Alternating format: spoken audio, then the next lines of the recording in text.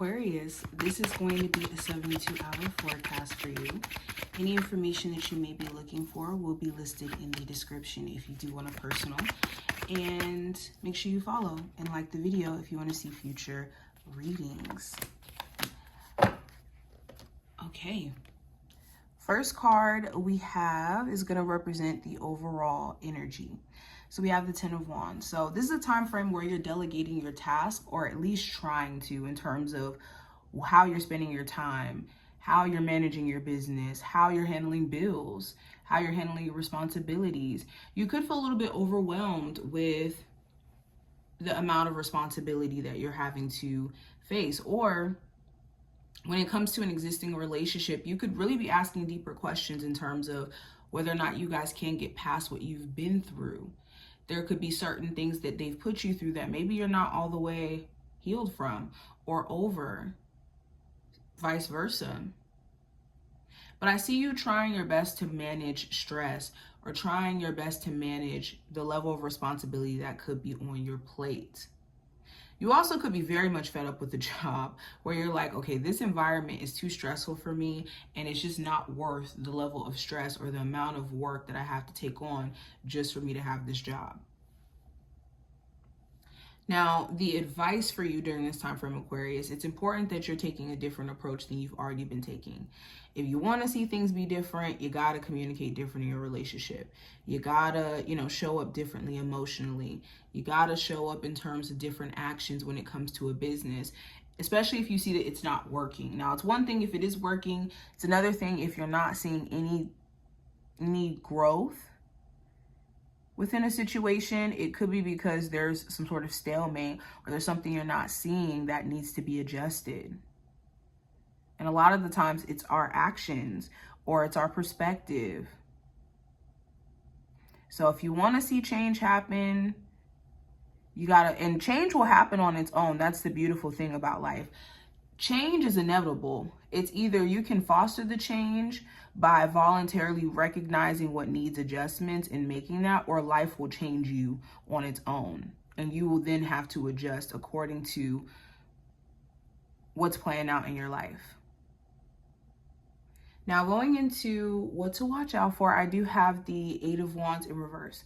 So you do want to watch out for maybe somebody who blocked you, them trying to maybe reach out to you or trying to get you to not move on. This could be someone that you've blocked and they could be trying to reach out to you during this time frame through like a blocked number, unknown number. Okay, they could be really not wanting you to move on with their life, but not willing to maybe do the work to get things to progress. So you do need to watch out for anybody who's doing this. Also, with the 8 of Wands in reverse, I would make sure with any travel plans that you have for this time frame that you're really overlooking your itinerary and just preparing for any like delays, especially if there's like a delayed flight, delayed travel out or in. But going into the challenge that you may experience in this time frame, with the Knight of Cups in reverse, this could be someone just being emotionally immature. This could be a Cancer, Pisces, Scorpio individual. Doesn't have to be, but this could be someone who's just acting based off of how they feel in the moment, and because of that, they're acting erratic. So one second they don't want to talk, they don't want to have a conversation. Then the next second they do, and they're, getting upset because maybe you're not catching up with their adjustments or their emotional back and forth. For others of you, the challenge may be someone is not like receptive. You could be trying to communicate with them, trying to apologize to them, and maybe they don't want to hear it, or vice versa. You could be in a space to where you don't really want to hear someone's apology, and you may not feel like their apology is genuine. There could be an opportunity you could turn down during this time frame, something that may either seem too good to be true, or it just doesn't seem like it's grounded in reality. Now, going into the message for your spirit guides, let's go into that. We have the High Priestess. So the message here, it's important you listen to your intuition.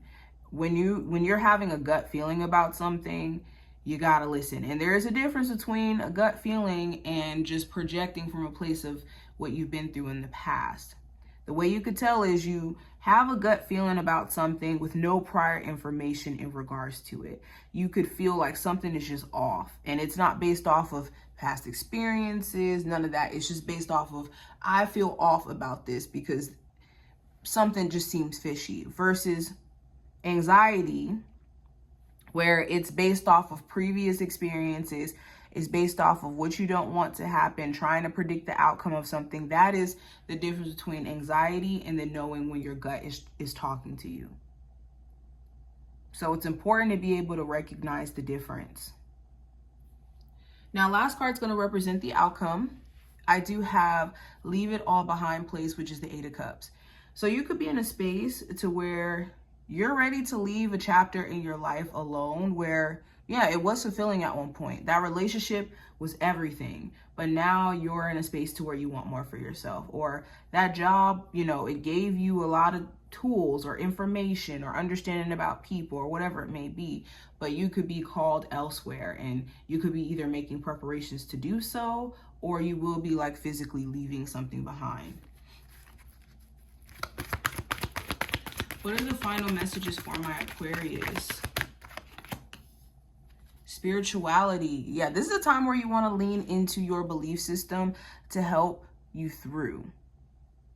And it's important to get back in tune with your spirituality for my people who have been like maybe neglecting meditating, journaling,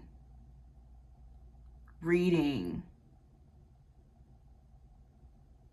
Yeah, so that you could feed your soul. It's important to do things to feed the soul, irregardless of what's going on with your day-to-day life, your resources, your basic, like none of that matters when it comes to spiritual maintenance. We also have new vitality. So yes, it's important if you do get a surge of energy to get into your creativity and getting into finding ways to express yourself, period. If you haven't been doing this, finding ways to express yourself in terms of what you are feeling emotionally or your creative side.